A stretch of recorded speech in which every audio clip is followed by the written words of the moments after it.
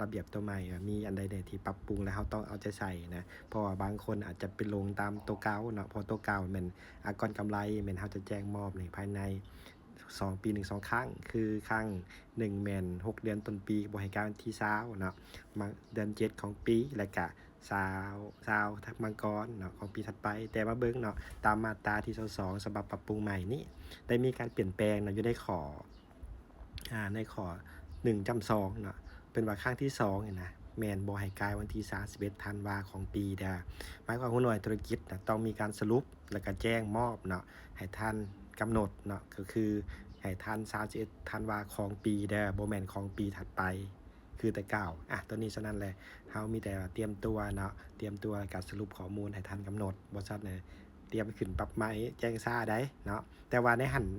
อย่าฟ้าวตกใจนะว่าเพิ่นบ่มีนโยบายหยังให้หมายความว่าอาจจะมีการปรับปรุงเรื่องเวลาเราสรุปบัญชีเนาะกับเวลาสรุปอากรอาจจะมีการแตกต่างกันเวลามีการกวดกาไหลเรียงคืนในแจ้งมอบแต่ในหันเพิ่นก็จะมีข้อกำหนดให้ว่าผิดเรียงได้เท่าใดจึงจะบ่ถูกปรับใหม่เนาะในการมูลค่าที่แตกต่างกันพอแต่เก่านะถ้าสมมุติว่าเฮาแจ้งมอบบ่ครบเนาะตามกำหนดคือว่าเพิ่นจะให้ผิดเรียงได้อยู่10%เนาะอาจจะมีการปรับปรุงตัวนี้จุดนี้เติมเพราะว่าถ้าว่าเกินหันแล้วจะถูกปรับใหม่ตามตัวเก่าแต่ตัวใหม่เนี่ยจะมีการปรับเปลี่ยนตัวนี้เดี๋ยวเฮามาติดตามกันเนาะว่าจะออกมาลักษณะใด